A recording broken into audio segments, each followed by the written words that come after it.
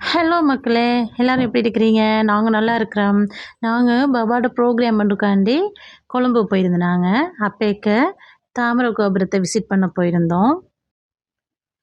இது இந்த தாமர கோபுரம் இலங்கையின் மிக உயரமான கட்டடங்கள் ஒன்று என்று சொல்லினோம். இது கொழும்பில தான் இருக்குது. கொழும்பின்ற ஒரு புகழ்பெற்ற சுற்றுலா தலம் என்று சொல்றாங்க.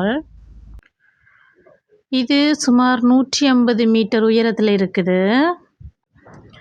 இந்த கட்டிடத்த பார்த்தீங்கன்னா, 2012ல தான் கட்டத் தொடங்கினாங்க. பிறகு 2019ல கட்டி முடிச்சவங்க. பிறகு 2019லயே பொதுமக்கள் பார்வைக்காக திறந்து வச்சிருக்கிறாங்க. எல்லாமே முன்னுக்கு ஒரு போர்ட்ல அப்படியே ஒவ்வொரு செக்ஷனா போட்டிருக்கிறாங்க.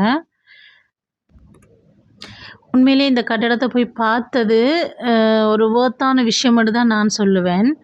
அப்படி நல்ல விஷயங்கள் எல்லாம் உள்ளுக்கு இருக்குது. இத உள்ளுக்கு போயிட்டு பார்க்குற அந்த வியூவா இருக்கட்டுக்கும், மேல போயிட்டு பார்த்த வியூவா இருக்கட்டும், எல்லாமே அப்படி சூப்பரா இருந்தது.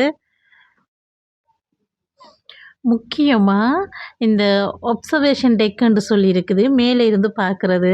அந்த கொழும்பு நகரத்தின்ற வியூ மேல இருந்த வாக்கிலே அந்த வியூவ பார்க்கலாம்.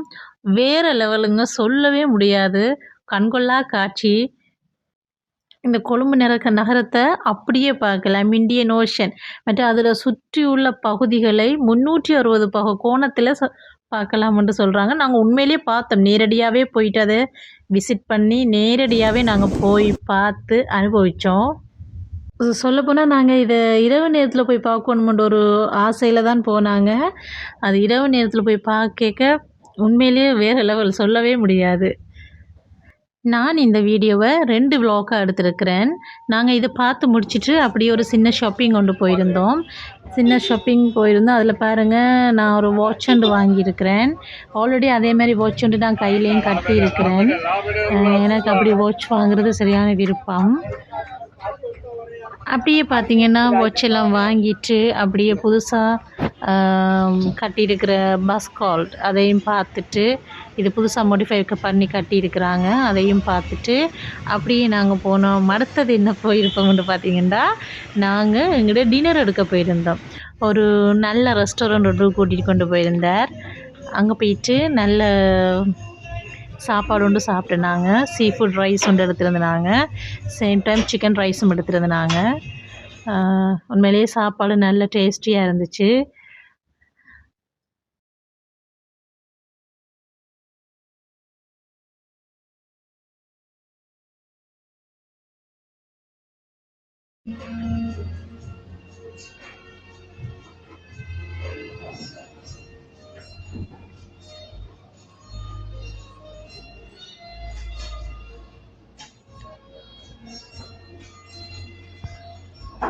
டின்னர் எடுத்துட்டு, அதுக்கு பிறகு ஃப்ரெஷ் ஜூஸ் எடுத்தோம். 3 பேரும் 3 வெரைட்டியான ஃப்ரெஷ் ஜூஸ் ஆர்டர் பண்ணி குடித்தோம். குடிச்சிட்டு அப்படியே வெள்ளவத்த பீச் சைடு அப்படியே நடந்தே போயிட்டோம்.